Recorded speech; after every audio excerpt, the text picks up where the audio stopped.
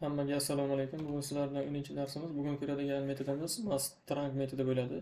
Mastrang metodi nima qiladi? Sonning kasr qismini olib tashlaydi va faqat shu butun qismini qaytaradi. Ya'ni yaxlitlamaydi. Biz oldingi darslarda mass floorni ko'rdik, mass roundni ko'rdik, mass sailni ko'rdik. Ular yaxlitlasida bittasi tepaga yaxlitlaydi, bittasi pastga yaxlitlaydi, bittasi 0,5 dan katta bo'lsa tepaga, butun 5 dan past bo'lsa pastga yaxlitlasida, lekin mastrang bulardan farq qiladi. Mastrang faqat butun qismini qoldiradi, kasr qismini olib tashlaydi. Misol uchun 4,9 turgan bo'lsa, 4 o'zini qoldiradi, 9 olib tashlaydi. Ya'ni bu yoqdagi songa umuman qaramaydi.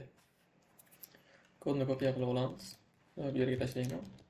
Ya'ni konsolga mastrang metodi chaqirilgan va 4,9 qiymat sifatida berilgan, 4,1 qiymat sifatida berilgan, ikkinchi qatorga 5 qiymat sifatida berilgan. Ya'ni bu faqat kasr qismini olib tashlaydi, butun qismi faqat son o'zi kasr emas, faqat butun son bo'ladigan bo'lsa, o'sha sonni o'zini qaytaradi. Buni ishga tushiraman. Not numbers.js. Mana birinchi qatorniki 4, ikkinchi qatorniki 4, uchinchi qatorniki 5, ya'ni 4,9 dan 9 qiymatini olib tashladi, butun 4,1 dan butun 1 qiymatini olib tashladi, 5 ni o'zini qoldirdi, ya'ni bu butun son bo'lgan hisobidan. Keyingi kodga o'tamiz. Manfiy sonlarga qanday ishlaydi? Buni kopiya qilib olamiz.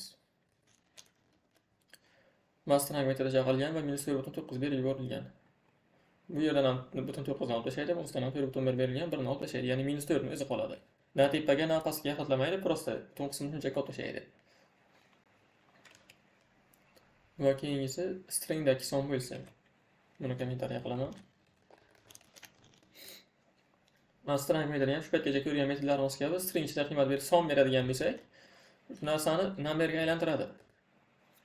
Mana number string formatiga 6,8 ni berdik, 6 ni o'zini qaytardi.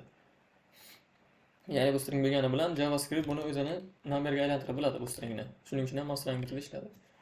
Va keyingisi noto'g'ri qiymat beradigan bo'lsak, butunlay noto'g'ri qiymat. Ya'ni mastrang chaqirilib ABC berilgan. Mastrang metodi bizga faqat sonlar bilan ishlaydi, lekin ABC bu son emas. Buni songa aylantirishning ham iloji yo'q. Shuning uchun ham bu not number xatoligini beradi. Bugungi darsimiz shundan iborat edi. Hammaga rahmat.